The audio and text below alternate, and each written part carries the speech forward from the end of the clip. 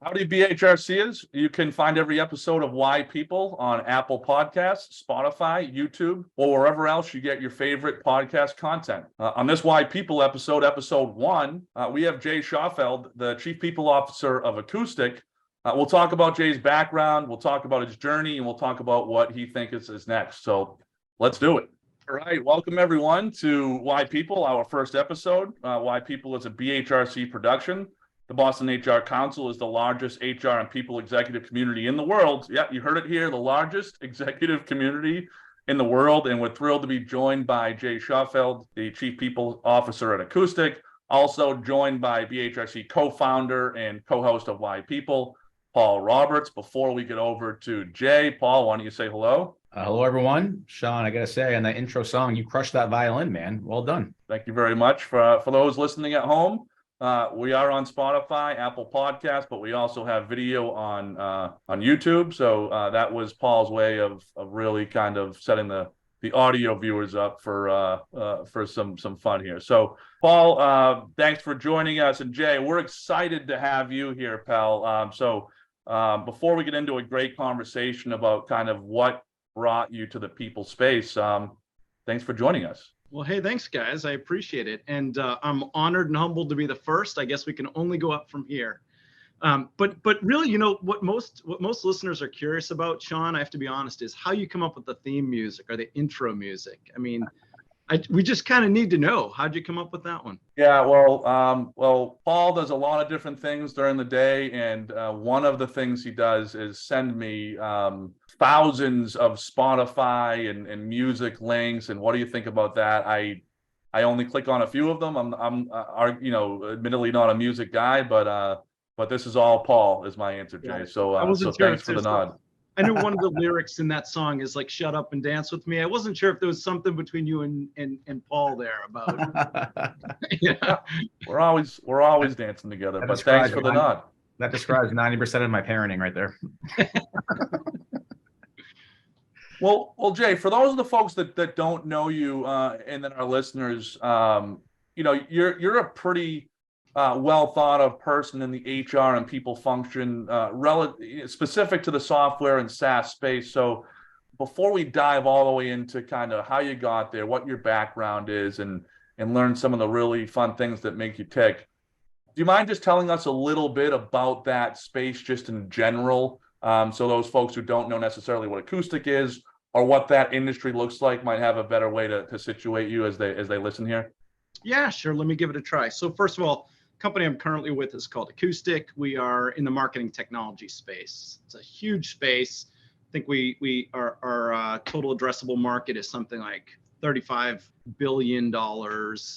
So it's a big market space, and effectively we help companies run their marketing campaigns and provide them analytics and insights into that campaign that's so important to, let's call it, heads of marketing.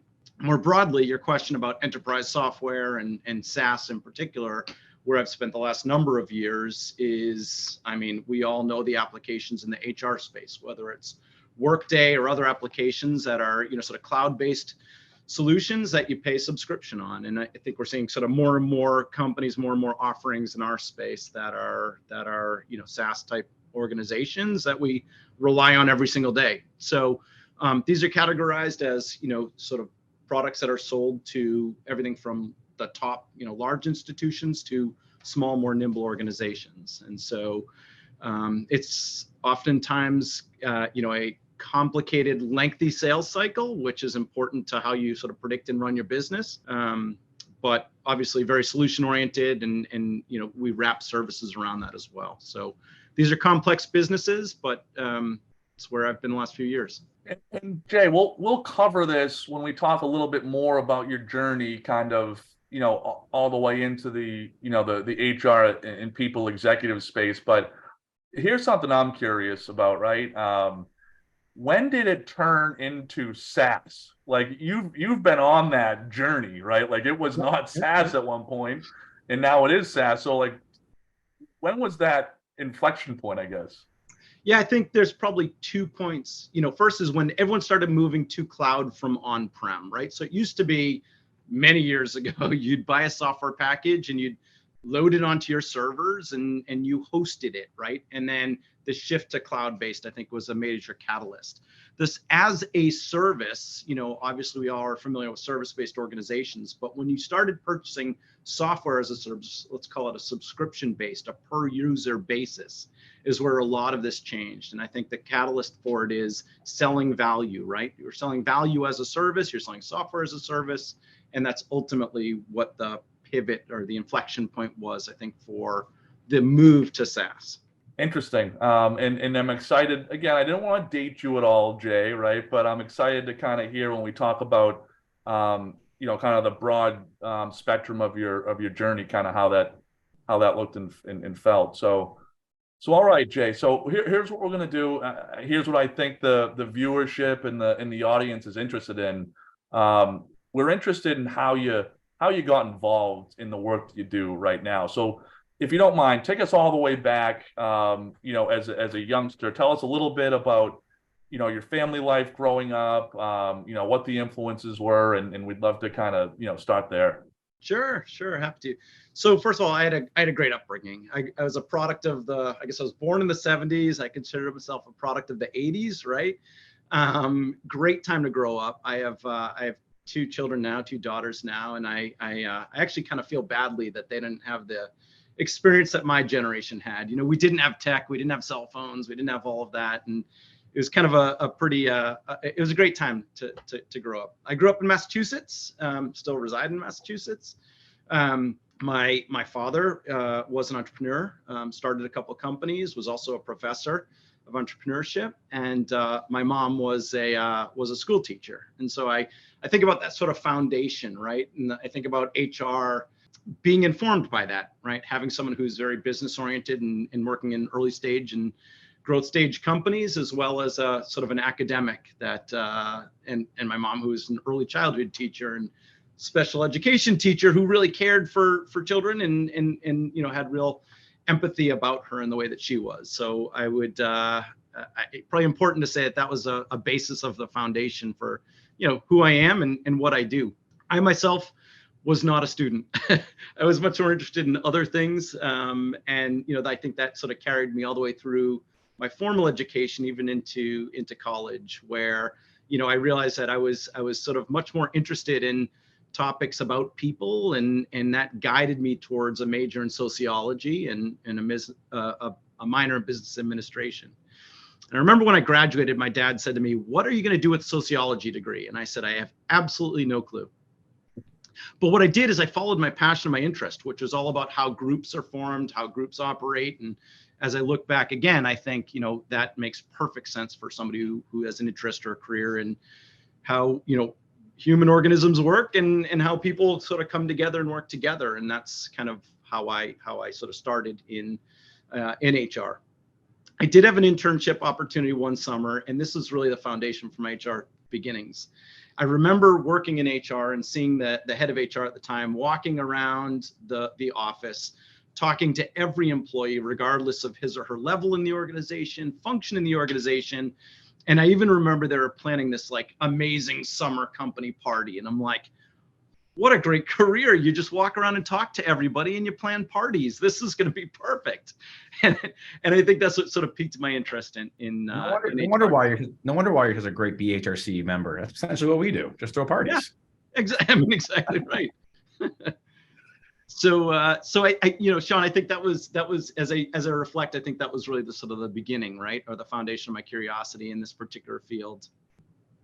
Yeah. And that's cool, Jay. And if you don't mind, I'd like to kind of lean in to your parents. Mom as a special education teacher. I mean, I have to imagine it takes a very special person to do that work. It's amazing work. It's an important work. Do you take anything that you learned from maybe her work, and did you take it into your profession? The one thing I think about is I remember her having these incredibly deep connections with her students. In fact, and I remember this is quite a generational ago, but I remember, some students, from that didn't have the types of experiences, home privileges that we did. She'd bring some of these kids over to our house for dinner. And I remember this, and I remember having a conversation with my mom about when things started to shift in the school systems, when it just kind of changed and you couldn't create those real deep relationships and trusted friendships, if you will, with students. And I remember seeing her kind of struggle with having to adapt to, sort of the new realities of being a teacher. Interestingly enough, my older daughter, Hadley, who's about to be a senior in college, is also pursuing a career in early childhood and special education. So I think I don't know if it skipped a generation, but it runs true through our DNA and who we are. Yeah. That is really cool. Yeah, that's neat, Jay. And I'm just curious, I think we've chatted a bunch, and you're kind of a model for a professional dad, especially with the amount of work that you do globally, right? I know travel is a large part of what you do, especially, in the last, the recent years. Can you tell us a little bit about how you manage that, how you manage, being a dad and a family person, as number one that you've always told us, and how you make that work? Yeah. I mean, look, family first always, right? I mean, at the end of the day, it's what it's all about. So you prioritize your family, and dare I say I'm a role model for being a great parent. I'm sure I've kind of made my mistakes, and I should sort of bring my kids into this podcast to sort of give their perspective on things, but you try your best. With respect to being home and being available, certainly, the world that we're in now, the hybrid or remote world we're living in, makes being at things a lot easier. But I had role models in my career that said, you're home for soccer games, you're home for dinner, you're at, and I believe in that. And I think that working for people that embrace that want to make sure that happens and reinforce that is really important. And I profess that too. I also think that, look, having the opportunity to travel is important, and it rounds you out as a person. It gives you a better basis and perspective than your day to day. And I've brought the enthusiasm, some of the culture, some of the things I've learned from my international travel back into our household. And in as much as we can, we try to travel internationally with our kids, and provide them exposure to different experiences as well. So. Well, kudos, Jay. You're doing a great job, and I know it's something that I look up to. I know Paul's is a great dad too. So Absolutely. yeah, thanks for being a case study that you can make it all work.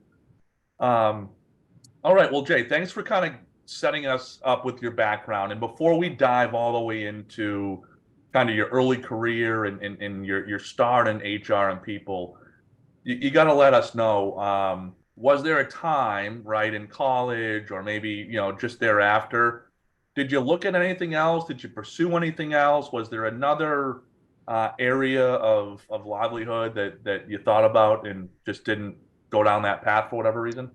Do you know, earlier in my career, in fact, probably more than once, I've been approached about a career in sales. And I think there's a lot of sort of corollaries, right, about building relationships and building trust and all that the stuff that happens in a traditional sales cycle and happens in the career that we are all in. I'd say I was probably a bit risk averse, and so that's probably the reason I didn't do that. But I've benefited from working probably twice in my career in what I'll call sort of the HR products and services space. And one of the things that I just loved about those experiences was the people that we were marketing to, the people that we were building our products around, were the people like you and me, or maybe the people that are, in the BHRC or listening to this podcast. And so I loved being a part of like product and research and even marketing and how we go to market, and writing some white papers now and again from a marketing perspective. So I think I never pursued sales, but I really enjoyed spending some time when we could be sort of the sort of HR experts in the business, but have market perspective we could bring in and help inform how we shaped and prioritized our product, right, to the HR community. The only other thing I'll say, when I look back at my career, there's one move that I wish I did make, and I didn't, and I think about it really often.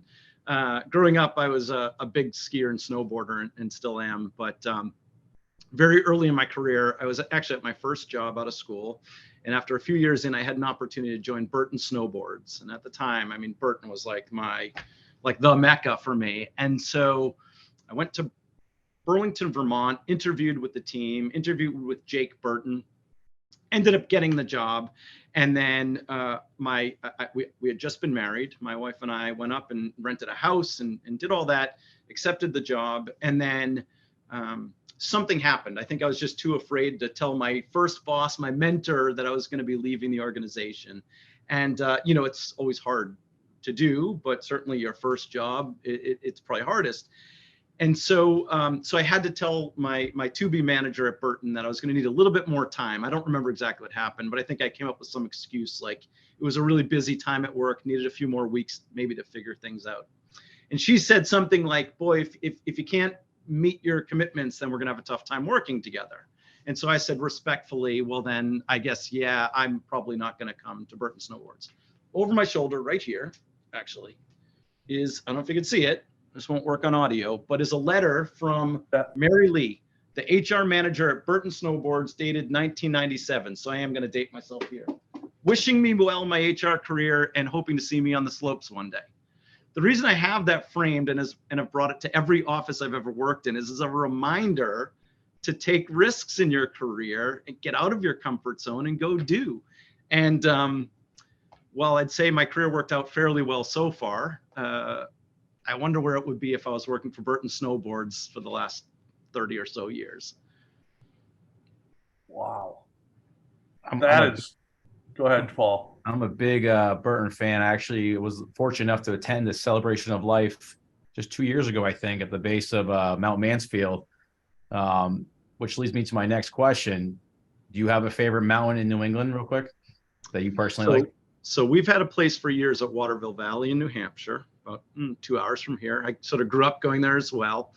But I've been a little bit spoiled of recent. So we've been doing a West Coast trip every year. And, this year in particular, as an example, in the East, we may have gotten about 8 inches of snow all year.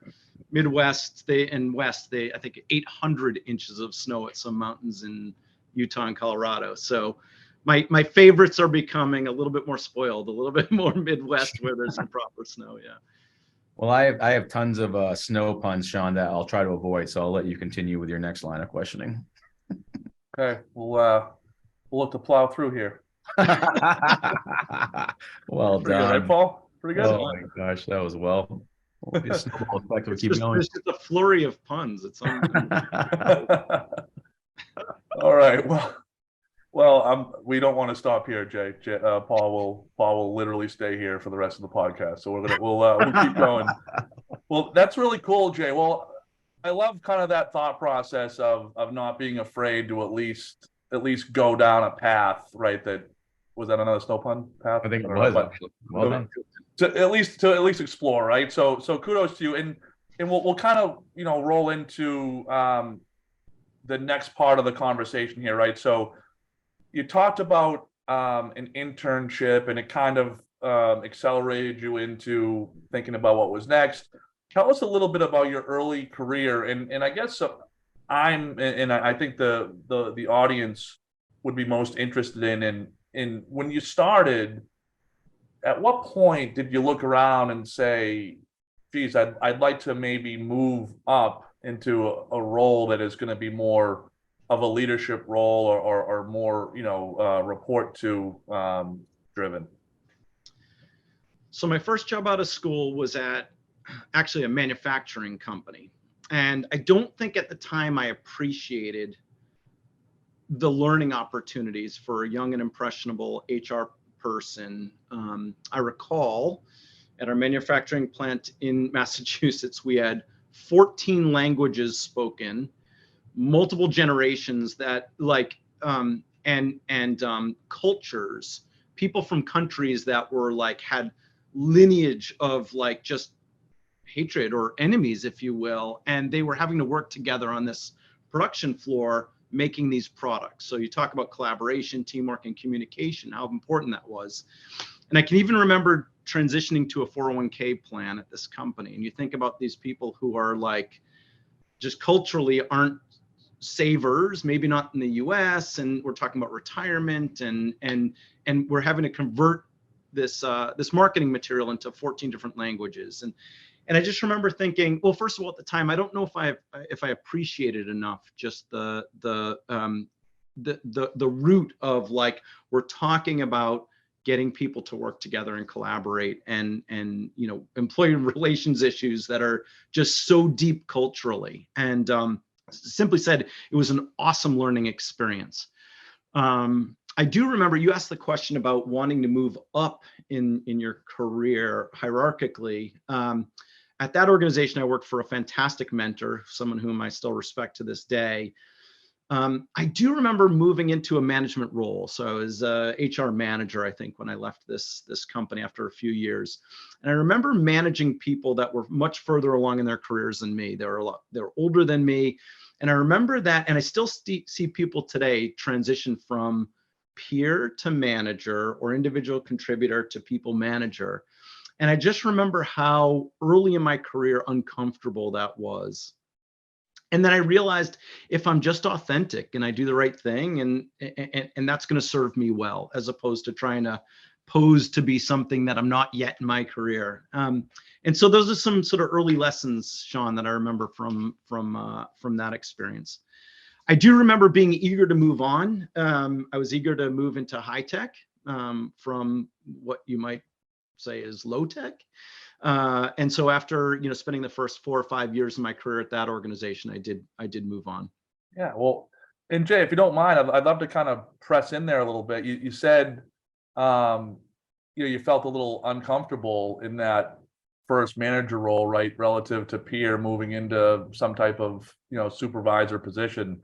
Tell us a little bit more. Like, what was the uncomfortable part of it for you? Well, the first is when you're peers with somebody, then you start managing them, and we've all seen this happen in our careers. It does get a bit awkward, right? But it only does if you're trying to be something that you're not. And so that's the first lesson I remember. The second is, it's okay. It's okay to be vulnerable, right? It's okay to manage people who might know more about their function than you do. I remember, payroll was reporting into me in that role, and I didn't know a thing about processing payroll. But you know what? I don't need to, and I didn't need to. I mean, I had a curiosity to learn different parts of our function and a role that was ultimately reporting up to me, but I didn't have to be our payroll or our benefits expert. We're better when we have people that are stronger than us, that are part of the team and have their domain expertise. And I just remember a couple of those things early in my career, Sean, showing up. And look, there probably was a bit of maybe an imposter syndrome, where I was 3 years out of school managing people that were 25 something plus years in their career. So, and I still see people to this day. And I think that, we have a responsibility to coach them and support them and give them the tools to be, successful first-time managers. That's great. Thanks for sharing, Jay. And I think a level of that imposter syndrome kind of occurs naturally anytime somebody lands somewhere new, right? Especially, to your point, from a hierarchy standpoint, somewhere higher, right? There's a certain level of it. I think the faster you can get out of it and embrace your true talents and the reason why you've been put there in the first place, the better. But yeah, it's certainly tough for some people. Well, Sean, I've moved quite a few times in my career, and one of the things that I've realized is, and to a certain degree, I think a lot of people have imposter syndrome or a degree of it. We all, we're all vulnerable. I think one of the things that I've learned later in my career after making some moves is, if you come into a new organization professing to know all the answers, if you come in with a ready now playbook, more than likely you're going to be wrong. And so it's not the question you asked, but I think it's an important point here about coming into an organization or a new role. And that is to just have a desire to understand, just have a curiosity, learn the industry, learn the team, learn the business before you start making any assumptions about what we need to do. The benefit I have to sort of being, having so much experience in my career is that I've been exposed to a lot of different environments, a lot of different types of companies and industries. And I can sort of pull that together now and say, in companies like this, in industries like this, here's what I've seen in the past, but I don't know our business yet. I don't know our priorities. And so let me hold off from making any assumptions, be curious, seek to understand, and then start to frame up some ideas, some hypotheses that we can work off of. You test those, and then you've got your path clear for you and you can start to execute against your plans. But to come in, we've all seen it, to come in with assuming you know all the answers, again, 50% chance you're wrong. Well, thanks for sharing that, Jay, and yeah, for sure. And it kind of, keeps us going down the path there of your career. And it's interesting, Jay, when I think of you, right, and we've become pretty good friends over the last few years. But before I knew you, I knew you, kind of from afar as somebody that came into technology and software companies and grew them. And then they had a great, whatever the transaction was, whether it was, being bought by a large or well-known company, whether it was, doing something else, with another organization. So tell us a little bit of about kind of that move from your early career. You get into high tech, and then again, I'm putting words in your mouth, but the niche that I think of you as is this person that has come into some really strong organizations and have accelerated them to be household names. Yeah, I appreciate it. It's very kind of you to say. Look, I think it's important to note my formative years in HR and HR leadership was at an organization that was a services-based organization, consultancy. And really important to note that at an environment like that, what I learned was, first of all, from every part of our business is about people. From the standpoint of like, do we have the products and services that differentiate us as a business or that are critical to where the market and our customers or prospects are going? Well, you either have or you don't have the capabilities and competence to deliver. So it's a build or buy scenario. We're either going to go out to market to acquire a company, we're going to go hire people, or we're going to develop people. And in all cases I've been a part of, it's all three, right? It's yes, those are all part of our growth strategies. So that's number one, is sort of that foundation in services-based organizations where your people are your product, as crude as that sounds. But like, that's number one. Number two is building a foundation of development and career pathing and looking at whether it's a 9-block or whatever it is, but assessing current state versus future state. Where are we going as a business? Where is our product going?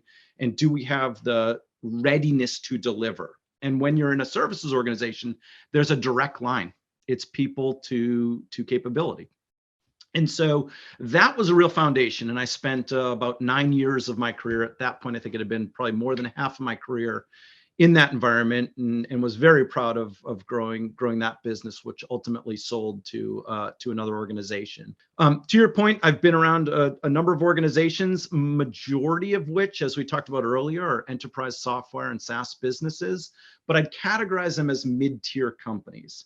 I've spent some time at very large organizations inside and outside of tech, and 2 companies that I was with and was very fortunate to be a part of and help grow. One exited to IBM and another to Salesforce. And we're talking, 65,000 or 550,000 people.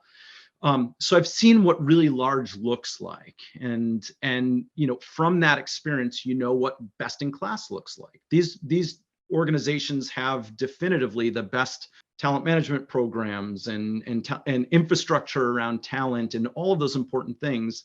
But I've also worked at early stage, high growth organizations. The smallest I was with was maybe 150 people, for which we raised a Series C. We're moving so fast, you're kind of creating the HR playbook in the back of a napkin. And so for me, what I love about mid-tier companies, which let's call it anywhere from maybe 500 to maybe 1,500 people, is number one, everybody matters, right? Every person matters to our success. Number two, every decision you make matters. We have the foundation, we have products in market, we've got recurring revenue, we can plan and we know how to run our business, and we've got a strong customer base, but we can really make an impact. And like at this size company, everybody matters. And so when you think about talent management, when you think about talent readiness at a mid-tier company, it really makes an impact. And so to sort of put this all together, Sean, like we started talking about, that foundation in services-based organizations where it really matters, to the size of organization or the pace for which the companies I've been working with are moving, we just have to make sure that we've got the ready now talent to deliver. And that's where I've spent majority of my career. And it's fun because you know you're making an impact, right? What we do is really driving the success of the business. And so that's what I'm motivated by. Thanks for sharing, Jay. And you're very modest. Just like on the golf course, you say, geez, I haven't played at all, and you smash one right down the middle. But thanks for taking Middle us. of the trees, middle of the woods. Yes, you're right.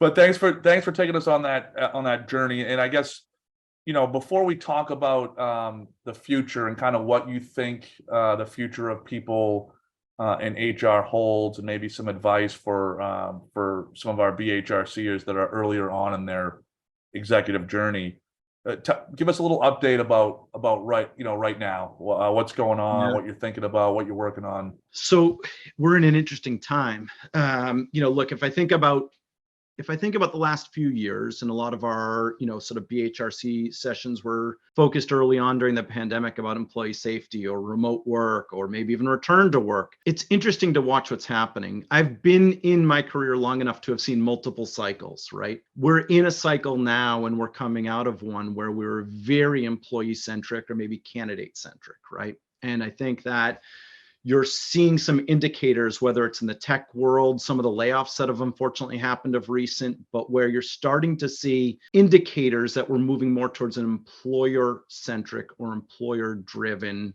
market. What I mean by that is, in a candidate-driven market, perhaps we're inflating titles, we're giving all sorts of sort of benefits. You see things like Google, right? What are some trends that are happening? Google created Googleplexes, and Google put all sorts of sort of incentives and benefits in place for employees. And then a lot of people want remote. Well, how do you replicate that? I mentioned working for Salesforce earlier. Salesforce, Mark Benioff, CEO and co-founder, recently said that during the pandemic, they were so focused, they as an organization were so focused on employee well-being, which naturally you should, and you understand why in a very difficult period. But they also said that had a profound impact on their results, that having everybody scatter, go home, so we're starting to see this shift, a bit of a seismic shift. And we all know large finance, large tech has started to demand things like coming back to the office, and some employees are resisting that. And so we're at a really interesting and inflection point about what seems to be a lot of this sort of management versus workforce period, which is really, really tough to see. And I think obviously the HR community plays a big role in sort of bridging that divide, if there was one. What I think more about sort of where we are now is we're at a very interesting point where I'm seeing companies really have to focus on redefining or building their culture, right? When we all went home, it was very hard to build culture. I know very few companies that did a really good job with that, despite everyone's best efforts. Now we're saying, look, we are living in either a fully remote, a hybrid, or a in-office experience.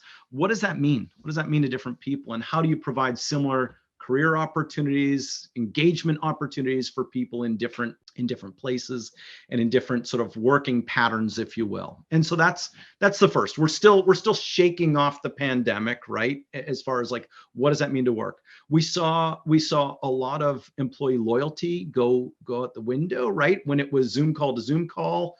How do we look after employee well-being? How do we think about sort of just re-engaging our workforces? Throughout the more recent period, we saw, employee engagement drop. We saw incredible amounts of attrition impacting companies and their results. Well, sure, when it's just about the work and Zoom call to Zoom call, there's no loyalty or engagement, or whatever you had was lost. And so, we're all struggling with that right now, which is, what is the state of work right now, and where are we going, and how do we ensure both the well-being but the high engagement of our employees? So that's what I'm thinking about right now. In this sort of global economy that we're in, there's a lot of talk about sort of shift of work and how we work, and the gig economy, and what does that mean to all of us. I'm thinking about, maybe I'm getting in front of a question that you're more than likely to ask, which is like, where are we going? But like, look, the machine learning and AI and utilizing tools like Chat GPT or whatever to become more efficient or to scale better. So we're at a really interesting point in sort of our journey as an organization, it's almost like we've been talking about the next revolution, right? It was the industrial, and now we're in the information, and sort of how we interface and how we do work is changing. And so you said something in your question, Sean, about sort of the early in career person that's considering HR or just entering into HR. And I think, frankly, when I look back, I can't think of a better time to be in HR. We have such an opportunity.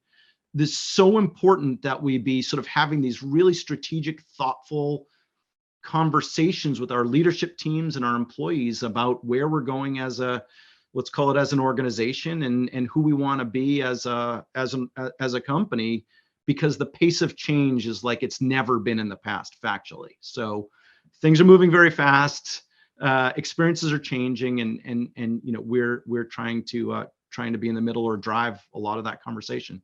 You shared so much great stuff there, Jay. I just want to kind of lean into a few pieces before we finish up here. But you know, when you think of AI and Chat GPT, and you know, I'm not bright enough to name all the other components, but as a high tech guy like yourself, number one, do you consider yourself to have a little bit of a advantage, might be the wrong word, but at least a little bit more of a head start there because you've embraced technology because of the world you live in? And I guess number two is what advice would you give to maybe some of our folks that are more rooted in municipal or nonprofit or, you know, manufacturing that might not have that technology bone, you know, running through their culture and organization?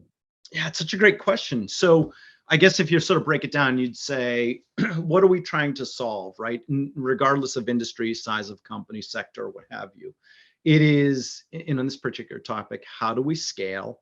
How do we become more efficient? How do we utilize technology to our advantage in this particular case?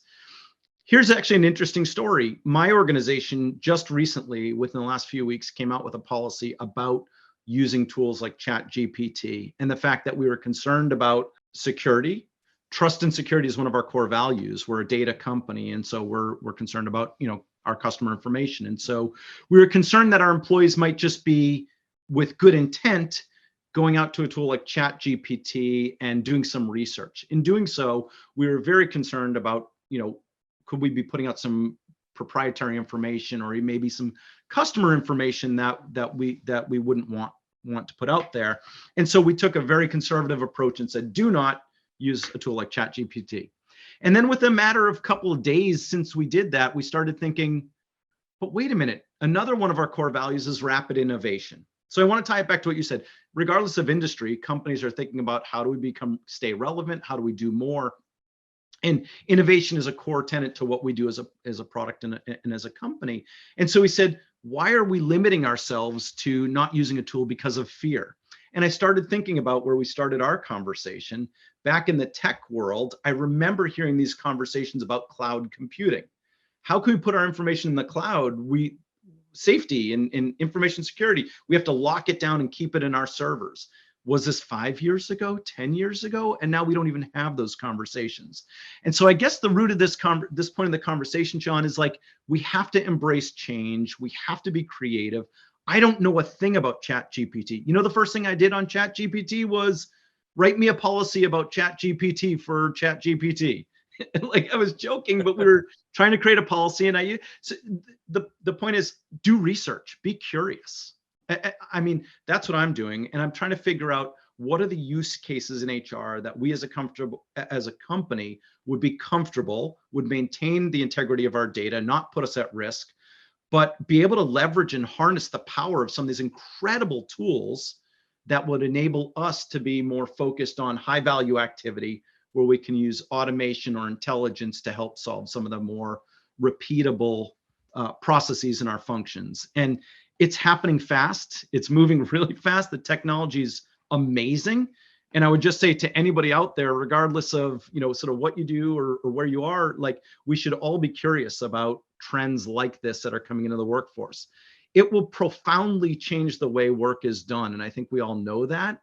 I saw a recent interview where somebody said that 40% of the jobs we know them today will be will be impacted by and maybe even eliminated by technology. It wasn't that long ago we were talking about that from an offshore multi-shore strategy perspective. So we all know that the environment's changing constantly, and my advice to anybody, and I heed this advice, is be curious and just learn. Look for those opportunities. Yeah, that's awesome, Jay. Well, before we let you go here, it's a customary on Why People that we have you end with. What's one piece of advice from Jay Schaufeld to everyone on the BHRC, all of your HR executive peers, from your heart? If you have one piece of advice to share, let us have it. Oh, I wish I had a good nugget of wisdom for you. I guess the first is find a way to have a conversation like this without Paul sending any zingers over, because I somehow skated this conversation without a crazy off the wall question from Paul. Well, that's all because Sean doesn't want to edit anything later. So I'm surprised he didn't even let me on, being this unfiltered environment. No, I look, joking aside, I think, let me bring it back to kind of why we're all here today. And that is props to you both and to the rest of your team for bringing this community together. I mean it very strongly when I say, Sean, the best piece of advice I could offer to anybody is maintain and manage your network. Look, I've been through periods of point in my career where I needed my network for different reasons. I was contemplating a change in where I was, and I was leaning on my network, or I just was curious about something and I've leaned on my network, and you guys have created a platform where we can do that very easily. But I would say to anybody early in career, like we talked about earlier, build a network, maintain that network, express curiosity, support your network, help your network. And for any of us, we're seeing, we all know the power of the network, whether it's for just brainstorming or having a support system for, HR is a tough profession, and we need to lean on each other for support and to be better. And so spend the time, manage and respect your network would be probably my single best piece of advice I could offer to anybody. Awesome, Jay. Well, hey, thank you so much for being our first Why People episode number 1 interviewee. We appreciate your time, and everyone out there in our audience, looking forward to the next episode. Thank you very much, Jay. Thank you, everybody.